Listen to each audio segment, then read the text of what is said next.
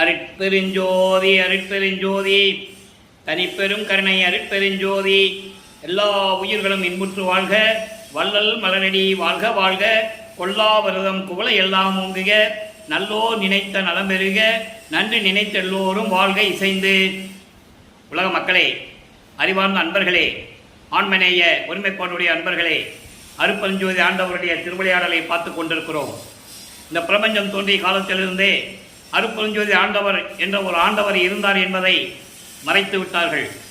அருட்பெருஞ்சோதி ஆண்டவருடைய திருவிளையாடல் இந்த பிரபஞ்சத்திலே 4 யுகங்களிலும், கிரேத யுகம், திரேத யுகம், துவார யுகம், கலியுகம், 4 யுகங்களிலுமே திருவிளையாடல் நடந்து கொண்டிருந்தன.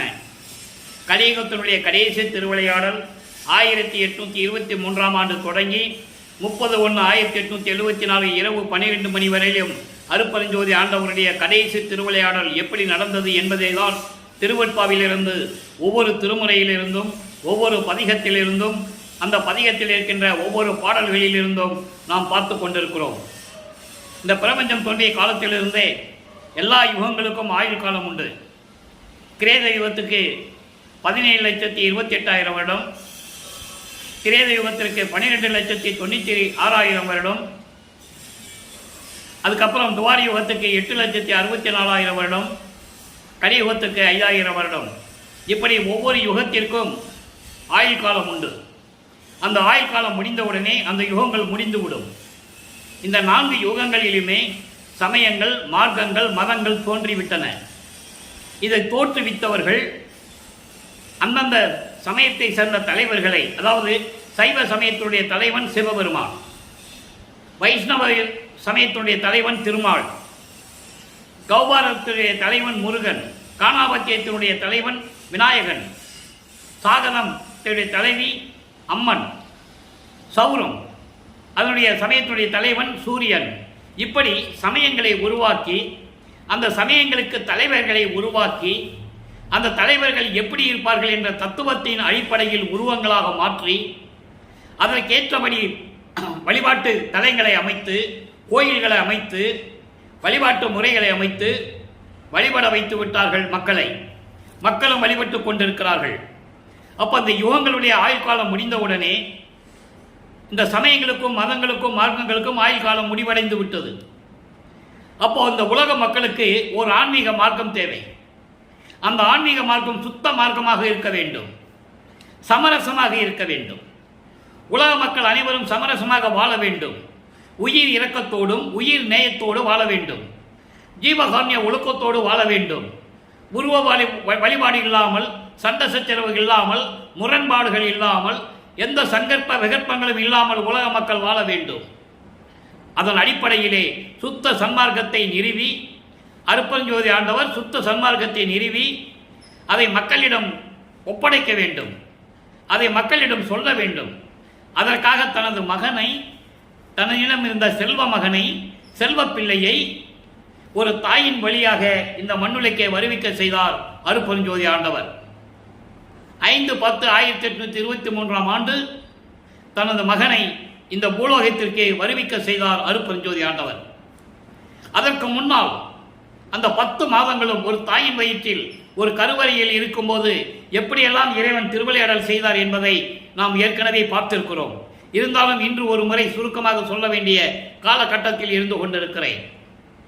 அப்போ இந்த 51 வருடங்களும் 1823ஆம் ஆண்டு தொடங்கி 1874 ஆண்டுகள் வரை, 51 ஆண்டுகள் வரை 8 ஆண்டுகளாக பிரித்து 6×8 இந்த 6 8களிலும் ஒவ்வொரு 8 ஆண்டுகளிலும் தன் மகனை எப்படி அருள் செய்தார், எப்படி ஆட்கொண்டார், எப்படி திருவிளையாடல் நடந்தது என்பதை தான் திருவெட்பாவிலிருந்தே பார்த்து கொண்டிருக்கிறோம். அந்த கடைசி 3 வருடங்கள் அதான் கிளைமேக்ஸ், அதான் சித்தி வளாகத்தில் நடந்தது. அதை நம்ம போக போக பார்க்க போகிறோம். இப்போ இந்த 51 ஆண்டுகளிலும் தனது மகனை எப்படியெல்லாம் சமயங்களிலும், மதங்களிலும், மார்க்கங்களிலும் இருக்க செய்தார். அந்த கருவறையிலே இருக்கும்போது, ஒரு தாயின் கருவறையிலே வல்லப்பமான் கூறுவார்கள், உபசாரத்தால் பெற்ற தாய் என்பால் ஒருத்தியை நான் கருவறையிலே இருக்கும்போது, கருவறை இருட்டாக என்று நினைக்கும் போது, இருட்டாக இருக்கிறது என்று நினைக்கும் போது எனது தந்தை அருட்பெருஞ்சோதி ஆண்டவர் அங்கே ஒளிகாட்டி என்னை மகிழ வைத்தார். எனக்கு பசி என்று சொல்லும்போது கருவறையிலே வந்து எனக்கு அருளமுதம் ஊட்டினார். புழுக்கமாக இருக்கிறது என்று நினைக்கும் போது அமுத காற்று தென்றல் காற்று வீசினார் என்றெல்லாம் சொல்லுவார். அது கருவறையிலே நடந்த திருவிளையாடல், தந்தைக்கும் மகனுக்கும் நடந்த உரையாடல்கள். அதன் பிறகு வறுமைக்கு உற்ற பிறகு 5வது மாதங்களிலே, வருவிக்க உற்ற 5வது மாதத்தில் தில்லையிலே சிதம்பர ரகசியத்தை காட்டியது தன் மகனுக்கு. தில்லை தளத்திடையே திரைதூக்க தரிசித்த போது வேய்வகை மேல் காட்டாதே எந்தனக்கே வெளியாய் காட்டிய மெய்புறவாம் மெய்ப்பொருளை என்று கூறுவார். தன் மகனுக்காக எந்த விதமான உருவம் இல்லாமல் சுத்த சன்மார்க்கத்தினுடைய இறைவன் அருட்பெருஞ்சோதி ஆண்டவர் எப்படி இருப்பார் என்பதை 5 மாதங்களிலே தன் மகனுக்கு தில்லையிலே அந்த சிதம்பர ரகசியத்தை காட்டியது. அதன் பிறகு வருவிக்க உற்ற பிறகு 8 ஆண்டுகள் வரையிலும் தன் மகனிடம் வரவே இல்லை அருட்பெருஞ்சோதி ஆண்டவர். அப்போ அந்த 8 ஆண்டுகள் வரையிலும், முதல் 8 ஆண்டுகள் வரையிலும் அவருடைய மனநிலை எப்படி இருந்திருக்கும்? நல்ல யோசனை பண்ணி பாருங்க. அந்த நிலையில் இருக்கும்போது 9வது ஆண்டு தொடங்குகிறது.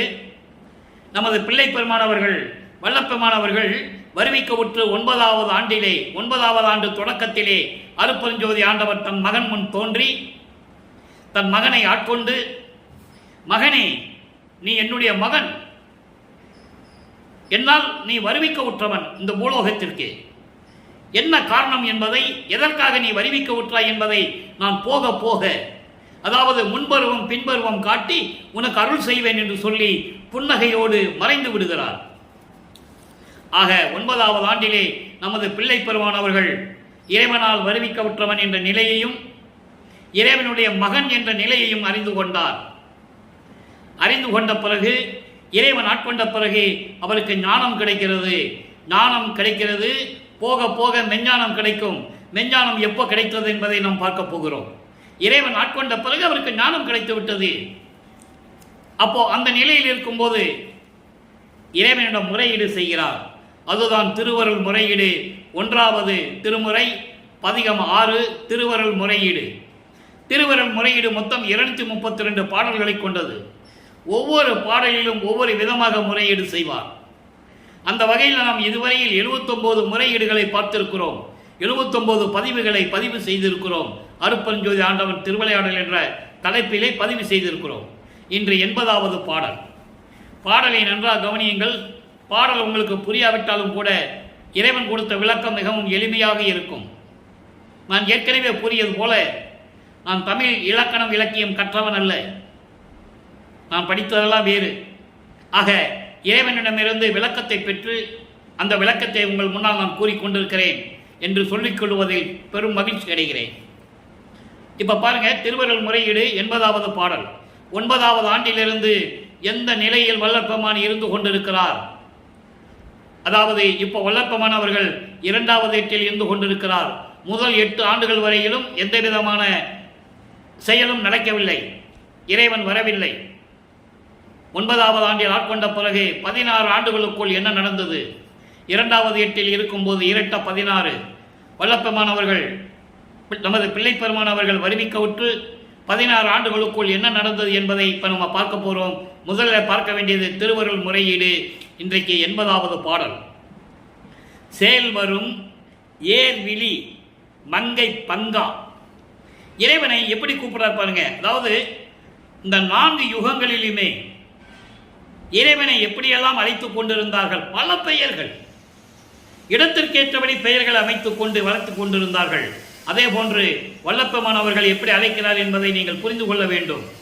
சமயங்களும் மதங்களும் மார்க்கங்களும் சூழ்ந்திருந்த காலகட்டங்களில் இவர் வருவிக்க உற்றார். அப்போ அதனுடைய நெறிகளை பின்பற்றி கொண்டிருக்கிறார். அதுதான் உண்மை. அதன் பிறகு நிலைகள் மாறும்போது எப்படி மாறுகிறார் என்பதை தான் நம்ம பார்க்க போகிறோம். அதான் இறைவனுடைய திருவிளையாடல். தன் மகனை அங்கே இருக்க வைக்கிறாரு. அங்கே இருக்க வைக்கிறது இவருக்கு தெரியாது. இவரை அறியாமலேயே சரியை கிரிய யோகம் என்ற முன்னாங்க 12 நிலைகளை கடந்து கொண்டிருக்கிறார்.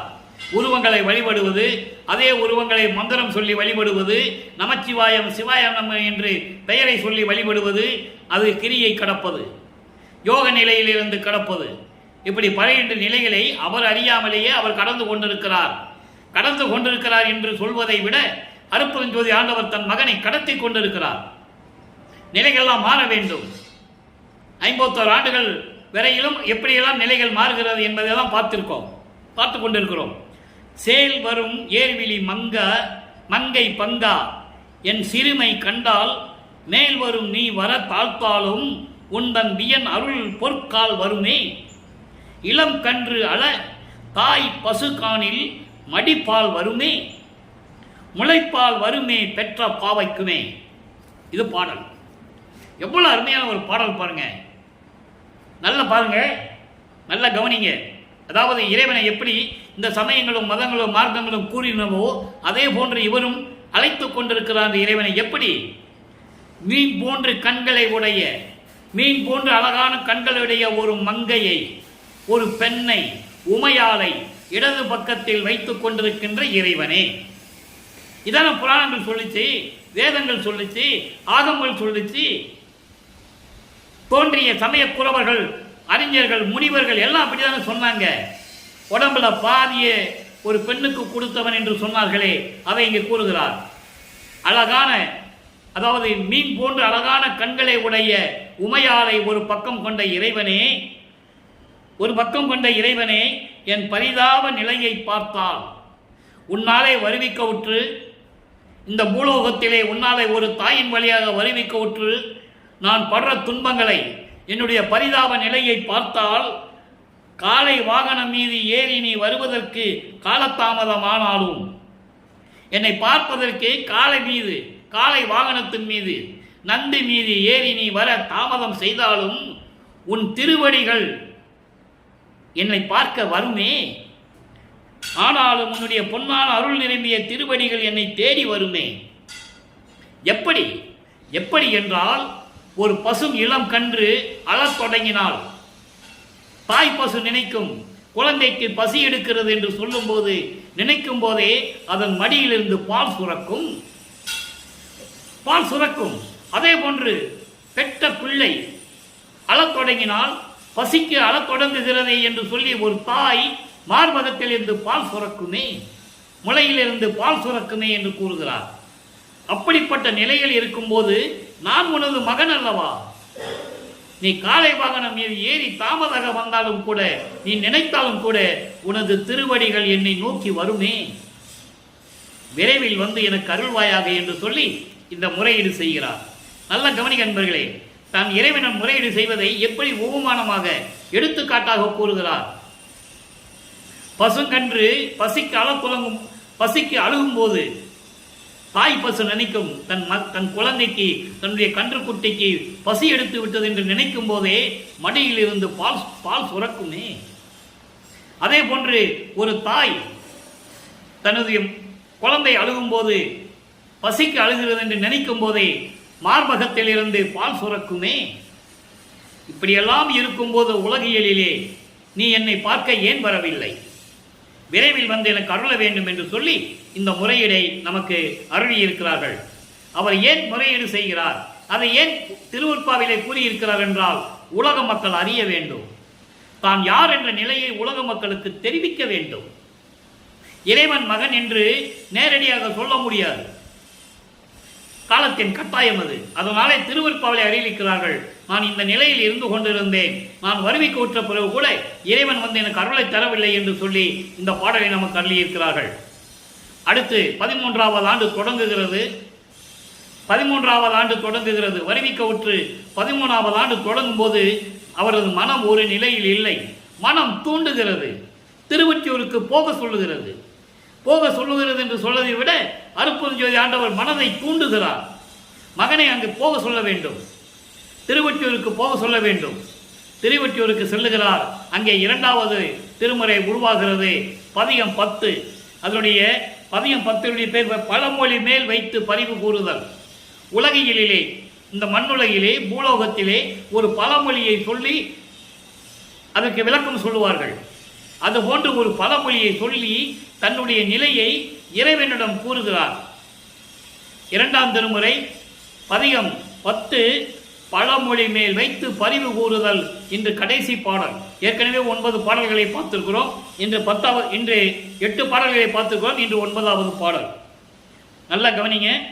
நெய்யினால் சுடு நெருப்பு சுடு நெருப்பு இப்பவன் போல் நெடிய துன்பமாம் கொடியவை நிறைந்த. கையில் நெய்யை வச்சுக்கிட்டு அதை நெருப்பு அதில் ஊற்றி விறகுல ஊற்றி நெய்யை ஊற்றி பற்ற வச்சாதான் அது எரியும். சும்மா கையிலே வச்சுக்கிட்டு இருந்தால் எப்படி எரியும்? இது பழமொழி சொல்லுவாங்க. கையில் வெண்ணெயை வச்சுக்கிட்டு ஏன்டா தெரிஞ்சிட்டு இருக்கேன்னு சொல்லுவாங்க. இப்படி நிறைய பழமொழிகள் உண்டு. அதுபோல் நெய்யை கையில் வச்சுக்கிட்டு நெருப்பு மூட்டாமல் இருக்கிறானே, அதை தானாக எரியும் நினச்சிக்கிட்டு இருக்கான் பாரு.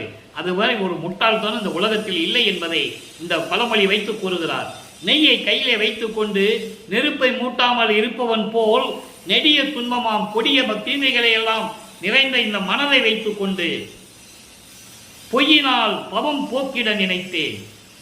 அப்படிப்பட்ட மனதை வைத்துக் கொண்டு பொய்களையே சொல்லி திரிந்து கொண்டிருக்கின்ற நான் எல்லா பாவங்களையும் போக்கிவிடலாம் என்று நினைத்தேன். எப்படி சொல்றார் பாருங்க. அப்படி போக்கிவிட நினைத்தேன். புல்லனேனுக்கு உன் நல் அருள் வருவோ? உன் மேல பக்தி இல்லை, உன்னை நினைக்கிறது இல்லை, உன்னுடைய திருவடிகளை போற்றி நான் பாடுவதில்லை. இந்த நிலையில் இருந்து கொண்டு இந்த பொய்யான மனதை வைத்துக்கொண்டு நான் திரிந்து கொண்டிருக்கிறேன். எப்படி நெய்யை கையில் வச்சுக்கிட்டு நெருப்பில் ஊற்றாமல் இருக்கிறான் பாருங்க, அவனை போல நான் திரிந்து கொண்டிருக்கிறேன். துரும்பு போன்ற இருக்கிற எனக்கு புல்லனேனுக்கு என்று சொல்லுகிறார். நான் துரும்புக்கு சமமானவன், ஒரு புல்லுக்கு சமமானவன், துரும்புக்கு சமமானவன், எதுக்கும் உபயோகம் இல்லாதவன். உன்னுடைய அருள் கிடைக்க நான் நினைக்கிறேனே, உன்னுடைய அருள் எனக்கு கிடைக்குமா? எவ்வளோ அற்புதமாக சொல்கிறான்னு நீங்கள் பார்க்கணும். அப்படிப்பட்ட எனக்கு உன் அருள் நல் அருள் வருமோ? கையினால் தொழும் அன்பர்தம் உள்ள கமலம் மேவிய விமல வித்தகனே, உன்னை உள்ளத்திலே நினைத்து கைகூப்பி தலை வணங்கி கைகூப்பி போற்றி வணங்குகின்ற அன்பர்களின் உள்ளத்தில் இதயத்தில் இருக்கின்ற விமல வித்தகனே என்று சொல்லுகிறார். விமல வித்தகன் என்பது மலங்கள் நீங்கிய இறைவன். விமலன் என்று சொல்லுவார், அமலன் என்று சொல்லுவார், நிமலன் என்று சொல்லுவார். மலங்கள் நீங்கிய இறைவன், ஆணவம் கண்மம் மாயை மாமாயை துரோதை என்ற மலங்களை நீங்கிய இறைவனே, அன்பர்களின் இதயத்தில் விளங்கிக் கொண்டிருக்கின்ற இறைவனே, செய்யினால் பொழிந்து ஓங்கி நல் வளங்கள் திகழும் ஒற்றிய தியாகராஜ பெருமானே. இந்த செய்யினால் என்பது செய் என்பது புஞ்சை நஞ்சை. புஞ்சைகளும் நஞ்சைகளும் நீர்நிலைகளும் செழிந்து விளங்குகின்ற செழிப்போடு விளங்கிக் கொண்டிருக்கின்ற திருவொற்றியூரில் இருக்கின்ற தியாக நாயகனே என்று சொல்லுகிறார். இப்ப இறைவன் என்ன சொல்றாரு? தியாகநாயகன் சொல்றாரு. திருவொற்றியூர் திருமுல்லைவாயில் போய் மாசிலாமணின்னு சொல்லுவார். திருவள்ளி தாயத்தில் பிச்சாண்டின்னு சொல்லுவார். நடராஜில் இருக்கிறவனை நடராஜன் சொல்லுவார். தில்லையிலே நடராஜன் என்று சொல்லுவார். மதுரையிலே சொக்கன் என்று சொல்லுவார். ஏன் சொல்றாரு? சொல்ல வேண்டிய கட்டாயம். இந்த பிரபஞ்சம் தோன்றிய காலத்தில் அதெல்லாம் சொல்லிட்டு இருக்காங்க. 4 யுகத்திலையும் உருவங்களிலே முரண்பாடு வேறுபாடு, கோயில் அமைப்புகளிலே வேறுபாடு முரண்பாடு, வழிபாட்டு முறைகளிலே முரண்பாடு வேறுபாடு, இப்படி நிலைகளெல்லாம் மாற வேண்டும் என்பதற்காகத்தான் சுத்த சன்மார்க்கத்தை நிறுவி தன் மகன் கையிலே குடைத்து உலக மக்களுக்கு சொல்ல வேண்டும் என்பதற்காகத்தான் வருவிக்க உற்றார் நமது பிள்ளை பெருமான் அவர்கள் என்பதை இங்கே நான் பதிவு செய்ய கடமைப்பட்டிருக்கிறேன். இப்போ 2ஆம் திருமுறை முடிவடைகிறது. 2ஆம் திருமுறை ஒரு பதிகத்தில் இருக்கின்ற பாடல் இந்நிலையில் பார்க்கும்போது வல்லப்பெருமான் அவர்கள் வருவிக்க உற்று 16 ஆண்டுகள் முடிவடைகிறது. இப்போ 17வது ஆண்டு தொடங்கி 24 ஆண்டுகளுக்குள் என்ன நடக்கிறது? 3ஆம் திருமுறை உருவாகிறது. திருவிழா திறம் என்ற ஒரு பதிகம், 8வது பதிகம். அங்கே 9வது பாடல் 3ஆம் திருமுறை. ஆக வல்லற்பமானவர்கள் வருவிக்க உற்று 24 ஆண்டுகள் வரையிலும் இறைவனிடமிருந்து எந்த அருளையும் பெறவில்லை, இறைவனை பார்க்கவில்லை. நல்லா புரிஞ்சுக்கணும். நீங்க இப்போ பார்க்கறதுக்காக நின்றுட்டு இருக்கிறார், தெருவில் நின்றுட்டு இருக்கிறார். அவர் எப்படி பவனி வரணும் இல்லை, தேர்களை வச்சு விழா அதாவது வீதி உலா கொண்டு வருவாங்கல்ல, அப்ப இறைவனை பார்க்கனால அப்ப தெருவில் நின்றுட்டு இருக்காரு. அன்பர்களே, வல்லப்பெருமானை பற்றி பேசும்போது நான் ஏற்கனவே கூறியிருக்கிறேன், வல்லப்பெருமானுக்கு வயது இல்லை, அவர் ஒவ்வொரு யுகத்திலையும் இருந்தவர் என்பதை திருவருட்பாவிலே நாம் கண்கூட கண்ட உண்மை. வருவிக்க உற்ற ஆண்டிலிருந்து கூற வேண்டும். 2வது, வல்லப்பெருமான் அவர்கள் வருவிக்க உற்று 202 ஆண்டுகள் ஆகின்ற நிலையிலும் கூட வல்லப்பெருமானுடைய இறைநிலையையும் கடவுள் நிலையையும் மக்களிடம் யாருமே சொல்லவில்லை. ஒரு ஆள் கூட சொல்லலை. நிச்சயமாக சொல்ல முடியும் என்னால். பொதுப்படையாக பேசினார்கள். மருதூரில் பிறந்தார் என்றும், சென்னைக்கு சென்றார் என்றும், அப்புறம் எங்கேயோ போயிட்டார் என்றும், எங்கேயா போவார் வருவார், எங்கேயா திரிவார் என்றும் இப்படி தான் சொன்னாங்க. கடைசியில் கூட அறைக்குள்ளே போனார், கதவை பூட்டிட்டார், மறைஞ்சிட்டாருன்னு தான் சொன்னாங்க. மறைஞ்சாருன்னு முதல்ல சொல்லலாமா? எவ்வளோ பெரிய வேதனையான விஷயம். மறைஞ்சாரு நான் சொல்கிறது. அப்போ இந்த நிலைகளெல்லாம் மாற வேண்டும். அப்போ திருவருட்பாவிலிருந்து ஒவ்வொரு பாடலை சொல்லணும். அது இந்த வள்ளலார் கூறிய இறைவனிட்ட கட்டளையை நான் செய்து கொண்டிருக்கிறேன். ஒவ்வொரு பாடலின் மூலமாக அவரை எப்படி வருவிக்க உற்றார். அகவல் படிக்கிறீங்கல்ல, ஆன்ற சன்மார்க்கம் அணிபெற என்னைத்தான் ஈன்று அமுதளித்த ஈய நற்றாயே, அந்த ஒரு பாடல் போதாது வல்லப்பமான் யார் என்று சொல்லுவதற்கு. அகத்தை கருத்து புறத்தை வெளுத்திருந்த உலக அனைவரையும் சகத்தை திருத்தி சன்மார்க்கத்தை அடைவித்திட அண்டர்லைன்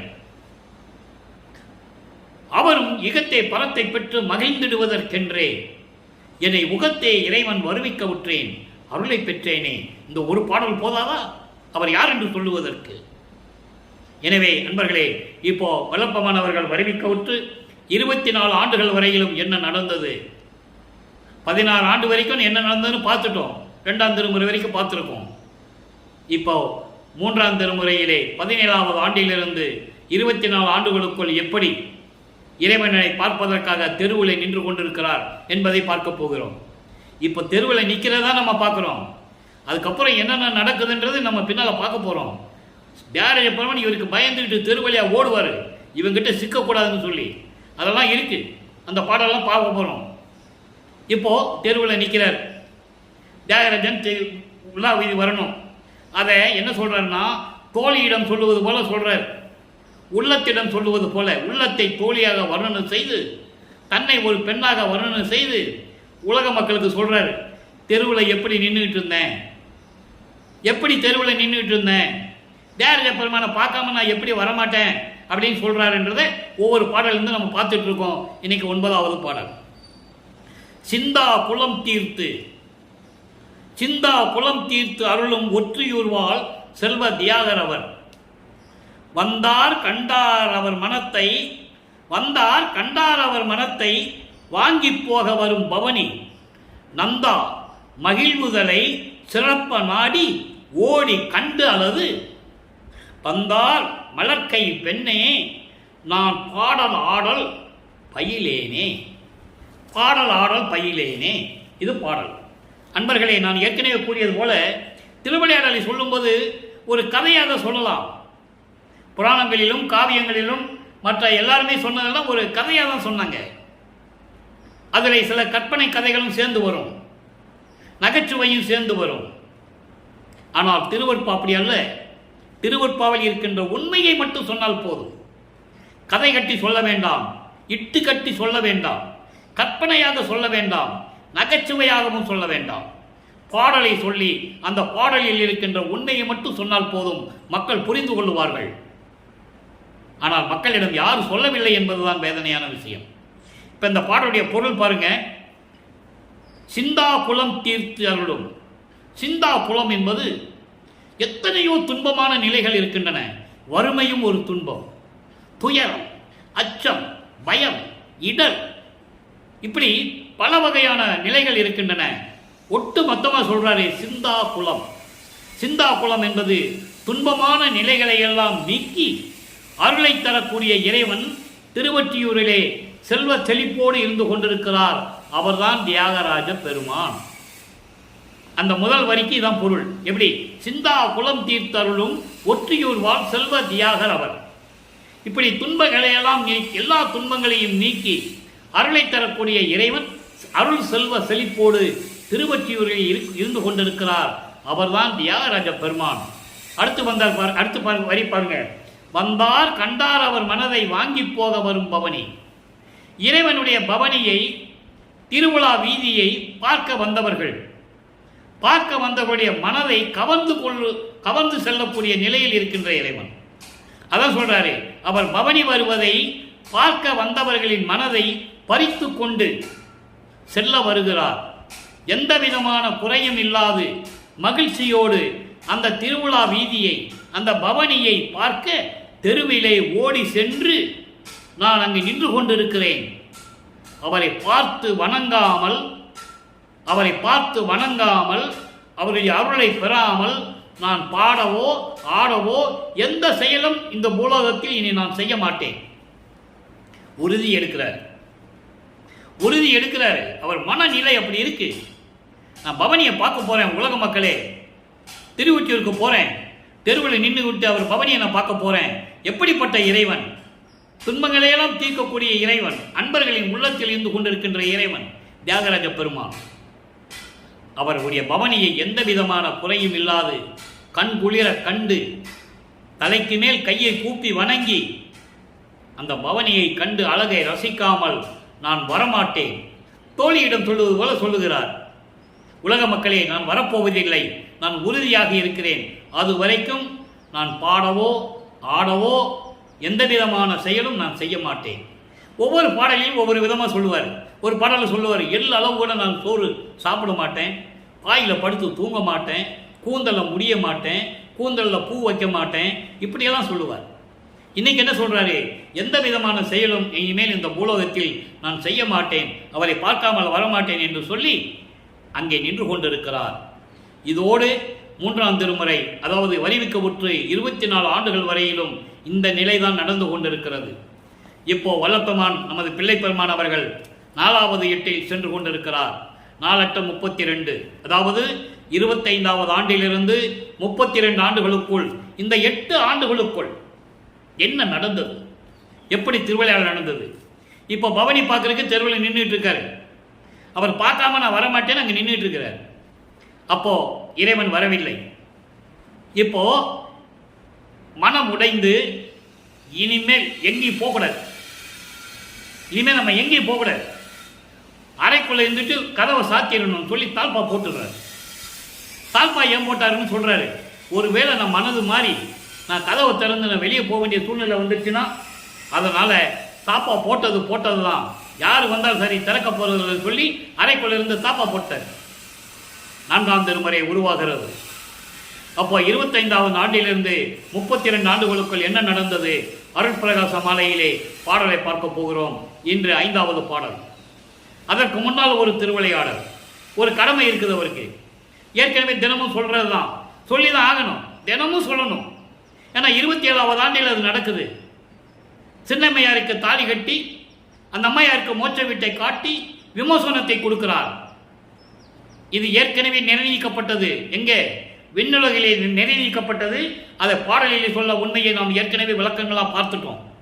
தினமும் அந்த விளக்கத்தை சொல்லியிருக்க முடியாது, நமக்கு நேரம் இல்லை. அதனால திருவிளையாடலை மட்டும் சொல்றோம். உலகியல்ல 1008 கதை சொல்லுவாங்க. அக்கா பொண்ணு, இவர் தாய் மாமன், இவர் அங்கே வருவிக்க விட்டதனால் அந்த சொந்தம் உருவாகிறது. நல்லா புரிஞ்சுக்கணும் நீங்க. அந்த குடும்பத்தில் இவர் வருவிக்க விட்டதனால் தனக்கோடி அம்மையார் தாய் மாமனாக, அக்கா பொண்ணாக தாய் மாமனாக வருகிறார். இது உலகியல் விளக்கம். அங்கே இருக்கணும்னு சொல்லி தானே இப்படி வருகிறார். அப்போ அந்த அம்மையாருக்கு தாலி காட்டி மாங்கல்யத்தை கூட்டி மோட்ச வீட்டை காட்டி விமோசனத்தை கொடுக்கிறார். அது 27வது ஆண்டு முடிவடைகிறது. அதன் பிறகு பந்தங்களையும் பாசங்களையும் மறுத்துவிட்டு 32 ஆண்டுகள் வரையிலும் அங்கதான் இருக்கிறார். திருமணம் நடந்த பிறகு கூட 5-6 ஆண்டுகள் அங்கதான் இருக்கிறார். சென்னையில தான் இருக்கிறார். காரணம், இன்னும் ஆண்டுகள் இருக்கிறது. 33வது ஆண்டில் தந்தையிடமிருந்து சுத்த சன்மார்க்கத்தை பெற வேண்டும். அப்போ அவர் நிலை எப்படி இருக்கு தெரியுமா? சுத்த சன்மார்க்கம் இருக்கிறது தெரியும். இவர் சமயங்களையும் மதங்களையும் மார்க்கங்களையும் விட வேண்டும், நெறிமுறைகளை விட வேண்டும், திருநூறு பூசுவதை விட வேண்டும், உத்தராட்ச கோட்டையை போடுவதை கலட்டி எறிய வேண்டும், கடுக்கானை கலட்டி எறிய வேண்டும். கடுக்கானை யார் கலட்டுறது? அருப்புஞ்சோதி ஆண்டவர் வந்து கலட்டுவாரு. ஆனா உலகில் என்ன சொல்றாங்க? திருடன் வந்து கலட்டினாருன்னு சொல்றாங்க. அது கதை, அது வேண்டாம் நமக்கு. அதுக்குள்ளே நம்ம போக வேண்டாம். இவர் வந்து தான் கலட்டுவார். அருப்பஞ்சோதி தான் வந்து அவருக்கு கடுக்கானை கலட்டினது. ஏன்னா மகன் வந்து அந்த பற்றுகள்லாம் இருக்கக்கூடாது. அதனால தூங்கிட்டு இருக்கிற மாதிரி இவர் தூங்க, அவர் திருடன் வேட்டத்தில் வந்து கலட்டுற மாதிரி கலட்ட, திரும்பி படுக்க, அந்த காதில் இருந்து கலட்ட, இதெல்லாம் திருவிளையாடல். இது ஏற்கனவே ஆதாரங்கள் திருவெட்பாவில் உண்டு. அதன் பிறகு அந்த பற்றுகளை விட வேண்டும். உலகியலுக்காக தாலி கட்டியாச்சு, இப்ப அதை விடணும். அப்போ அந்த திருமணத்தின் போது பிரம்மனும் திருமாலும் வந்து ஆசீர்வாதம் பண்ணுகிறார்கள். அங்கே இருக்கிறாங்க, பாடல சொல்ற. அந்த நேரத்தில் அவங்க அப்பா அருப்பஞ்சாண்டவர் சிவகாமி வள்ளி வரலன்னு மனசு கஷ்டப்படுறாரு. அவர் எப்போ வந்து மணமக்களை வாழ்த்துறாருன்றதை 2 குதிரை மாட்டின தேரில் வந்து வாழ்த்திட்டு போகிறாங்க. அது பாடலில் இருக்குது. ஆக இந்த நிலைகளெல்லாம் முடிந்த பிறகு 32 ஆண்டுகள் முடிவடைந்து விட்டது. நமது பிள்ளை பெருமானவர்கள் இந்த பூலோகத்திற்கு வருவிக்க விட்டு 32 ஆண்டுகள் முடிவடைந்து விட்டது. 33வது ஆண்டு தொடங்குகிறது. சுத்த சன்மார்க்கத்தை தன் மகனிடம் ஒப்படைக்க வேண்டும், நீ விண்ணுலகத்துக்கு வா என்று சொல்லி இறைவன் மறைந்து விடுகிறார். அந்த விளக்கங்கள்லாம் பாடலை நம்ம பார்த்துட்டு இருக்கோம்.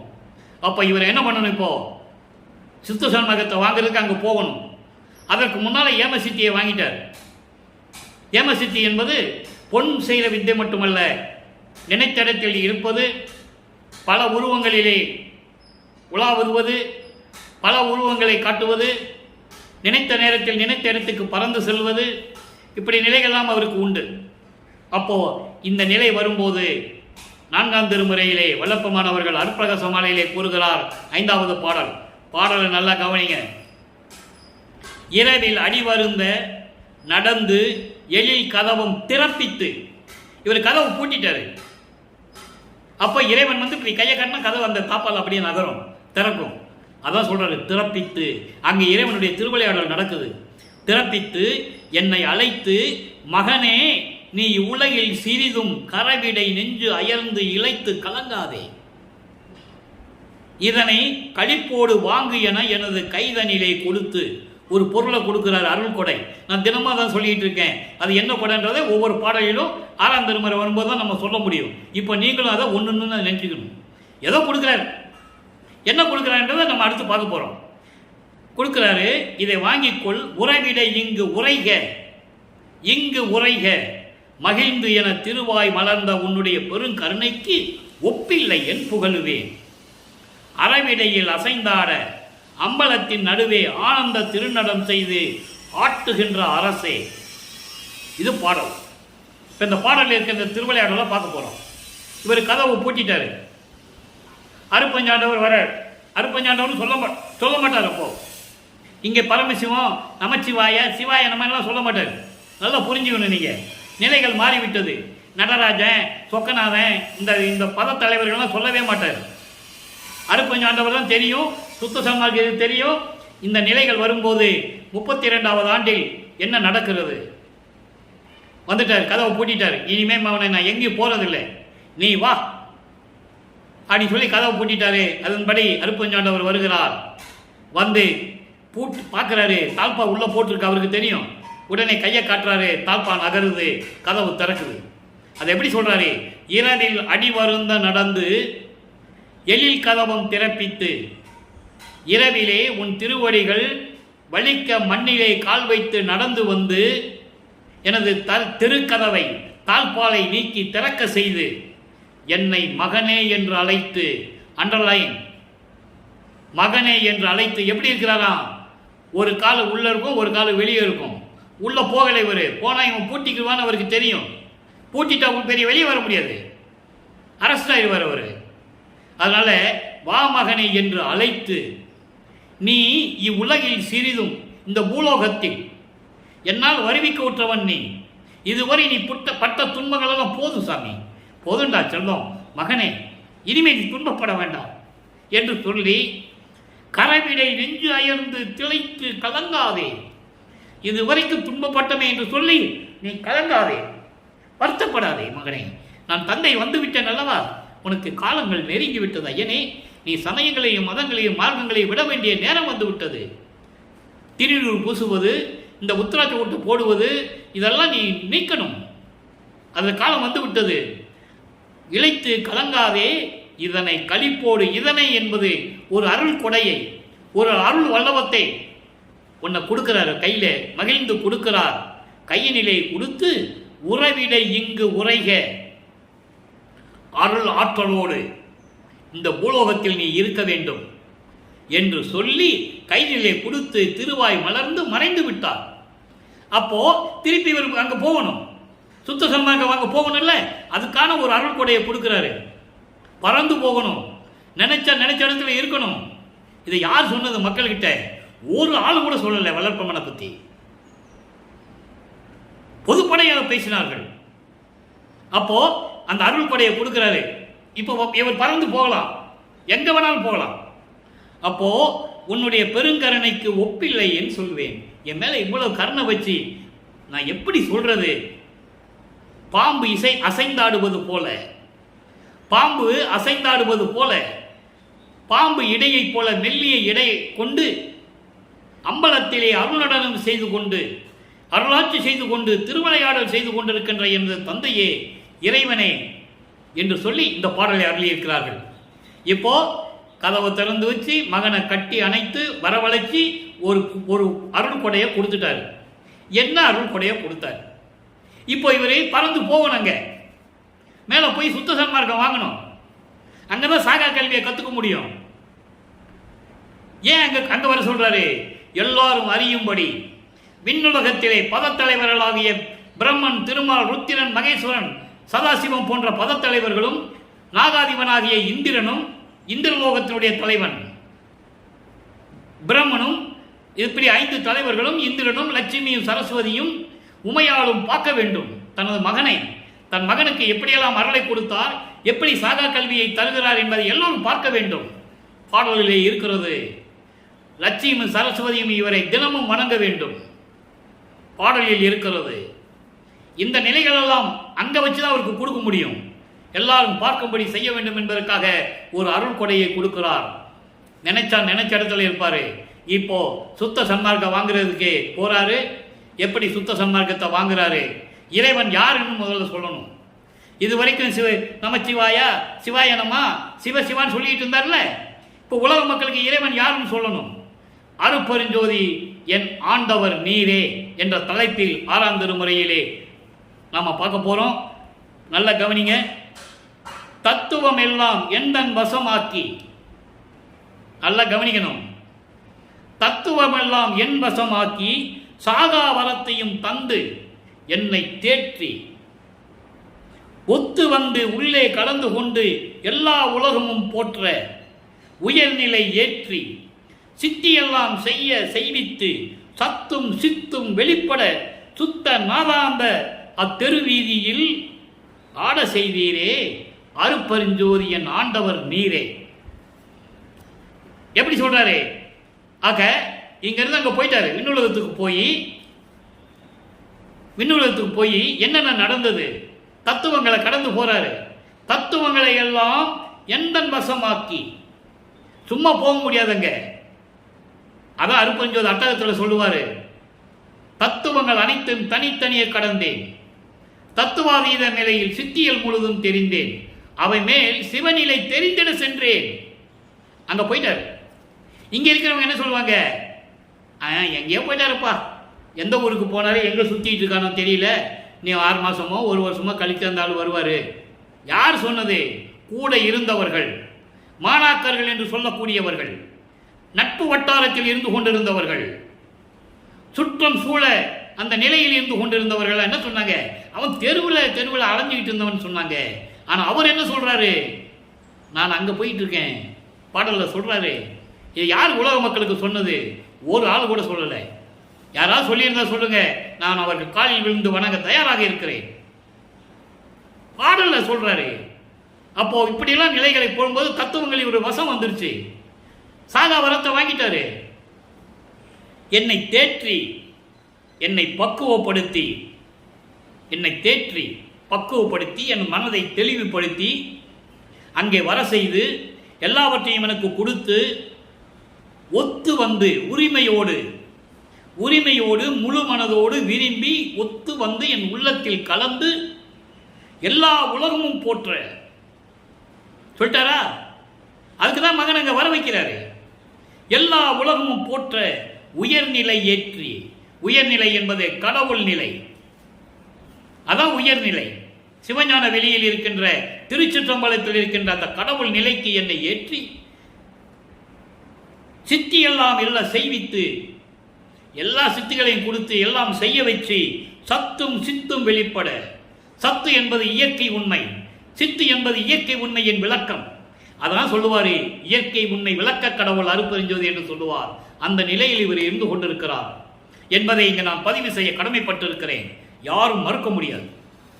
சித்தும் சித்தும் வெளிப்பட சுத்த நாதாந்த வீதியில். ஏன்னா அங்கே அந்தங்களை கிடக்கிறாரு. வேதாந்தத்தை பார்த்துட்டோம், சித்தாந்தத்தை பார்த்துட்டோம், இன்னைக்கு நாதாந்தத்தை பார்க்கிறோம். நாதாந்தம் என்பது ஒளி முடிவெளிக்குரிய நிலை. ஒளி ஒளி என்பது லைட்டு, இங்கே ஒளி என்பது சவுண்டு. ஒளி என்பது சவுண்டு, நாதாந்த நிலை, பரநாத நிலை. அந்த நிலையில் சுத்த சுத்த நாதாந்த சுத்த வேதாந்தன்னு சொல்லுவார். இப்படி அந்தங்களை கடந்து அந்த நெறிகளிலே இருக்கின்ற அந்த வீதியிலே, அந்த நெறியிலே என்னை ஆட செய்தீரே அருப்பெருஞ்சோதி ஆண்டவர் நீர்தான் என் ஆண்டவர் நீரே என்று சொல்லி இந்த பாடலை நமக்கு அருளினார்கள். இப்போ இறைவன் யாருன்னு சொல்லியாச்சு, அங்கே போய் என்னென்ன வாங்கினாருன்னு சொல்லியாச்சு. இப்போ பாருங்க, அடுத்த நிலைக்கு நம்ம போகிறோம்.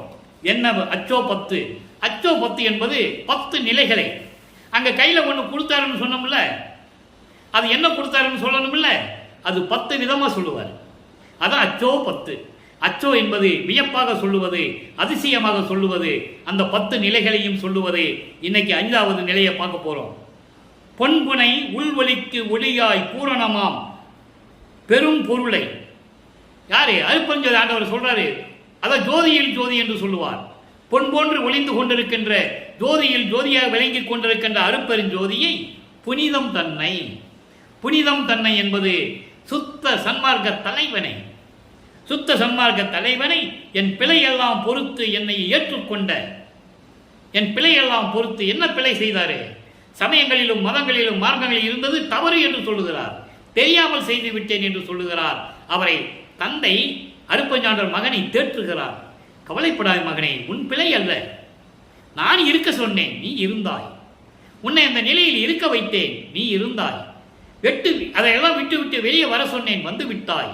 அதனால் எல்லாம் எனக்கே சொந்தம், எல்லா பிழைகளும் என்னுடையதே, நான் தான் செய்தேன், நீ செய்யவில்லை என்று சொல்லி என்னை ஆட்கொண்டு ஏற்றுக்கொண்டு பெரும் கருணை இயற்கை தன்னை, இயற்கை உண்மை விளக்க கடவுளாகிய அருப்பெருஞ்சோதி ஆண்டவரை, பேரின்பத்தை, என் இதயத்தை இருந்தாலும் பெரும் வாழ்வை, என்னுள் ஓங்கும் என்னுள் விளங்கிக் கொண்டிருக்கின்ற அன்பான இறைவனை, அன்பே திருச்சிற்றம்பலத்தின் அருப்பெருஞ்சோதியை பெற்றேன். என்ன வாங்கிட்டேன்னு சொல்லிட்டாரா? அப்படிப்பட்ட அருள் கொடையை நான் பெற்றுவிட்டேன். அருப்பெருஞ்சோதியை பெற்றால்தான் பறக்க முடியும், நினைச்ச இடத்துல இருக்க முடியும், அண்டங்களை கடக்க முடியும், தத்துவங்களை கடக்க முடியும், அந்தங்களை கடக்க முடியும், சரியை கிரியை ஞானம் என்ற 16 நிலைகளையும் கடக்க முடியும். அப்படிப்பட்ட இறைவனை நான் பெற்றுவிட்டேன் என்று சொல்லுகிறார். அடுத்து அந்த அருள் கொடையை பெற்ற பிறகு இவருடைய நிலை என்ன? திரு அருள் கொடை என்ற ஒரு பதிகமே கொடுத்திருக்கிறார். 89வது பதிகம், 6ஆம் திருமுறை, திரு அருள் கொடை, 5வது பாடல். ஒவ்வொரு பாடலுக்கும் தொடர்பு உண்டு. அங்க 5வது பாடல்னா இங்க 5வது பாடல் இருக்கும். நல்லா கவனிச்சுக்கணும். நீங்க ஒரு பாடல்ல கேள்வி இருக்கும், அடுத்த பாடல்ல பதில் இருக்கும். இது எல்லாராலையும் சொல்ல முடியாது. இறைவனுடைய தயவையும் கருணையும் பெற்றிருந்தால்தான் இப்படி ஒப்பிட்டு சொல்ல முடியும். இப்ப அங்க அருள் கொடை ஒன்று கொடுத்தாருல, என்ன கொடை? திரு அருள் கொடை, 5வது பாடல். முத்தொழிலோ 5 தொழிலும் முன்னி மகிழ்ந்து எனக்கு அளித்தாய். 3 தொழில் மட்டுமல்ல, படைத்தல் காத்தல் அளித்தல் மட்டுமல்ல, 5 தொழிலையும் என்னை நினைத்து என்னிடம் கொடுத்தாய், மகிழ்ந்து கொடுத்தாய். புத்தமதம் உண்ணுவித்துனா ஊட்டி, புத்தமதம் ஊட்டி, புத்தமன்மை என்பது சுத்த சன்மார்க்கம் என்னும் ஒரு நெறியை எனக்கு கொடுத்து, அந்த அமுதத்தை கொடுத்து ஓர் பொன் அணி என் கரத்து அணிந்தாய்.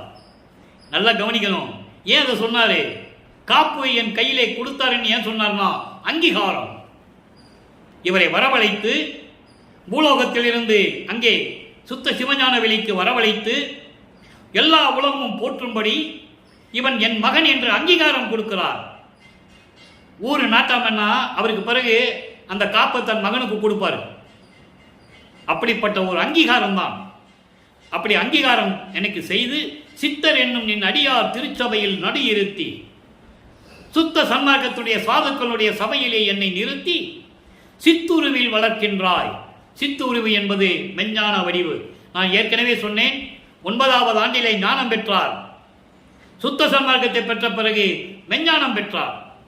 மெஞ்ஞானம் பெற்றது இந்த பிரபஞ்சத்திலேயே வளர்ப்பவன் ஒருவர் தான், தம் தந்தைக்கு அப்புறம் வேற யாரும் கிடையாது. ஞானம் பெற்றவர்கள் கோடான கோடி பேர் இருக்கிறார்கள், முத்தி அடைந்தவர்கள் கோடான கோடி இருக்கிறார்கள். ஞான சித்தியை பெற்றது யார்? இவர் ஒருவர் தான். முத்தியை பெற்றேன், அம்முத்தியினால் ஞான சித்தியை உற்றேன் என்று உந்திப்பற, சித்தனானேன் என்று உந்திப்பற. 64வது பதிகம் 6ஆம் திருமுறையில் திருவுந்தியார் பதிகத்தில் கடைசி பாடல் 10வது பாடல்ல சொல்லுவார். கடவுள் ஆயிட்டேன்னு சொல்றாரு. யார் மக்கள்கிட்ட சொன்னது? சோறு போட சொன்னாருன்னு சொன்னாங்க. உண்மைதான். பசியின் கொடுமைக்கு சோறு போட சொன்னார்தான். இதை சொன்னது யாரு? அவர் கடவுள் பா.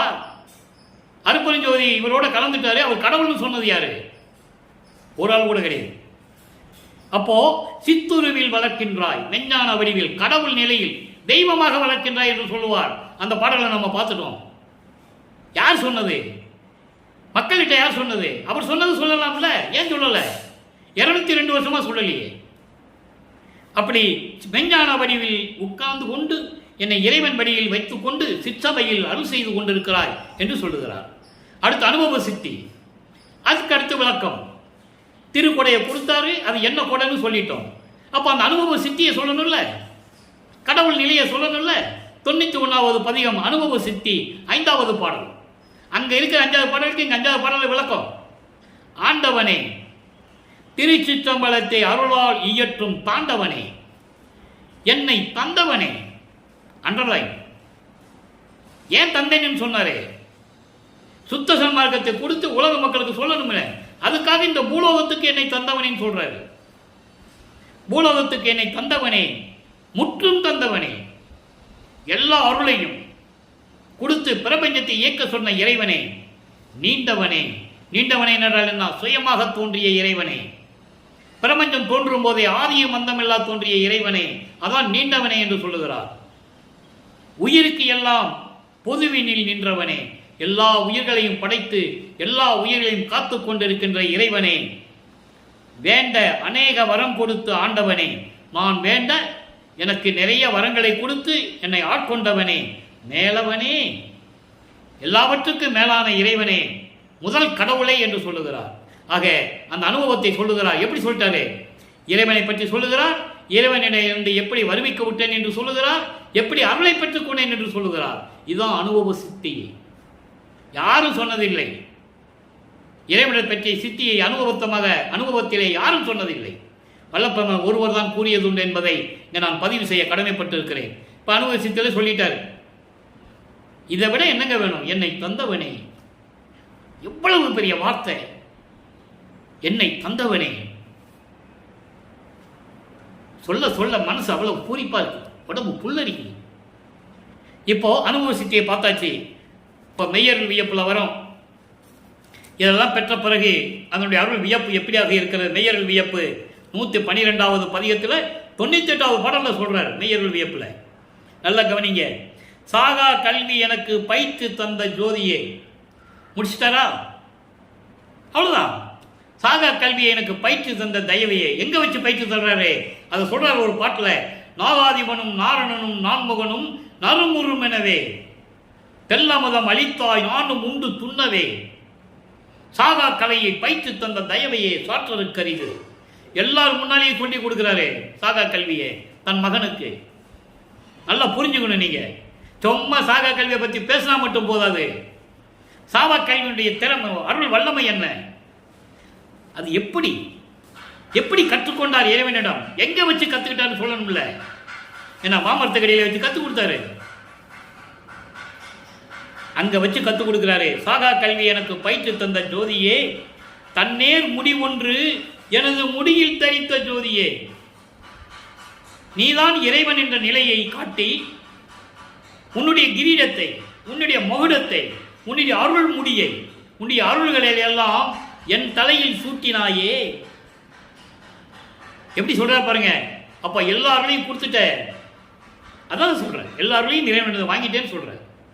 என் முடியில் தரித்த மகுடம் வைத்து உலகம் போற்றும்படி, எல்லா உலகங்களும் போற்றும்படி என்னை ஏற்றுக்கொண்ட இறைவனே, தரித்த ஜோதியே, ஏகாகர பொற்பீடத்து என்னை ஏற்றும் ஜோதியே. ஏகாகரம் பொற்பீடம் என்பது ஒரு விளக்கம் தர வேண்டியிருக்கிறது. ஏகாகரம் பொற்பீடம் என்பது அதாவது கடவுள் நிலையான அந்த இறை நிலை இருக்கிறதே, சுத்த சிவஞான நிலை, சச்சிதானந்த நிலை. அந்த நிலையில் என்னை வைத்து சுத்த சிவ நிலைக்கு ஏற்றும் கடவுள் நிலையை கொடுக்கக்கூடிய ஜோதியே. அடுத்து சொல்லுவார் பாருங்க, எல்லாம் வல்ல சித்தி ஆட்சி இந்த ஜோதியே. எல்லாம் வல்ல சித்தி ஆட்சி. மகன் தந்தை செய்கிற ஆட்சியை மகனுக்கு கொடுக்கிறாரு, அவ்வளவுதான். அதான் சொல்லுவாரு திரு அருள் செங்கோலாட்சி என்று சொல்லுவார். திரு அருள் செங்கோலாட்சி செலுத்துவோம் என்று சொல்லுவார். அதை எங்க சொல்றாரு. கடைசியாக ஒரே ஒரு விளக்கம் நண்பர்களே. ஆடேடி பந்து உலக மக்களுக்கு சொல்றாரு. காலம் நேரம் நெருங்கிட்டு இருக்குது, நல்லா கவனிங்க. ஆடேடி பந்து. ஆடேடி பந்துனா தோழிகள் பந்தாடுவதை பற்றி சொல்லுகிறார். அந்த நிலை எப்படி என்றால் உலக மக்களுக்கு சொல்றார். எப்படி? வெங்கேத மரணத்தை விடுவித்து விட்டேன். வெங்கேத மரணம், கொடிய மரணம். அப்படின்னா மரணமில்லா பெருவாளை பெற்றுக்கொண்டேன்னு சொல்றாரு.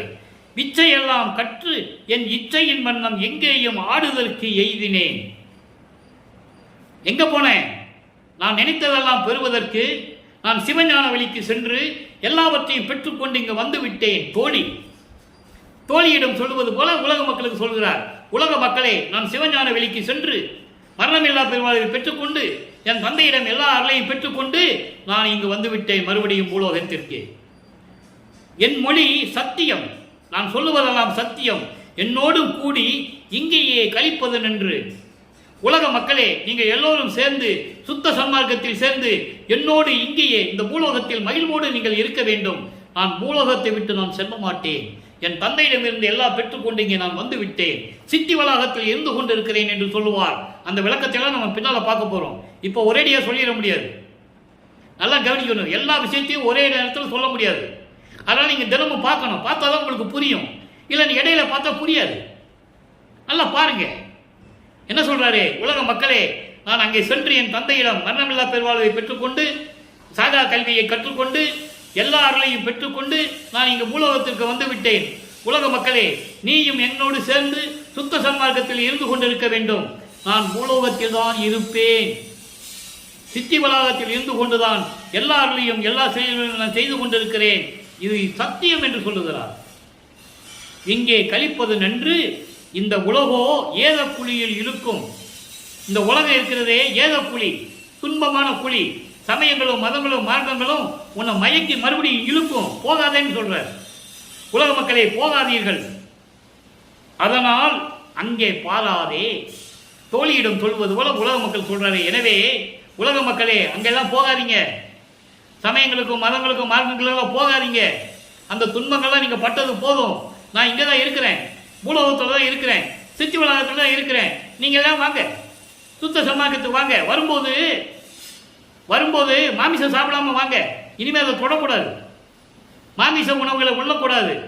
அப்படி இருந்தாலும் நான் உன் முகத்தை பார்ப்பேன், அப்படி இருந்தாலும் உனக்கு அருளை கொடுப்பேன். எல்லாம் சொல்றாரு, பாட்டில் இருக்கே, யாரும் மறுக்க முடியாது.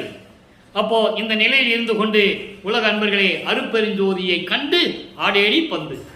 அருப்பெருஞ்சோதியை வணங்கி சுத்த சன்மார்க்கத்தில் இருந்து உருவ வழிபாடுகளை நீக்கி ஜோதி வழிபாடு செய்து இறைவனுடைய அருளை பெற்று கொலையும் புலையும் தவிர்த்து நீங்கள் இந்த வையகத்தில் வாழ்வாங்க வாழ வேண்டும், இறைவனுடைய அருளை பெற வேண்டும் என்று சொல்லி இறைவனுடைய தயவோடையும் கண்ணையோடையும் விடைபெறுகிறேன். இந்த வள்ளலார் ஊழியன். மீண்டும் நாளை சந்திப்போம். அருப்பெருஞ்சோதி ஆண்டவருடைய திருவிளையாடல் தொடர்கிறது. அருப்பெருஞ்சோதி அருப்பெருஞ்சோதி, தனிப்பெருங்கருணை அருப்பெருஞ்சோதி. நன்றி, வணக்கம்.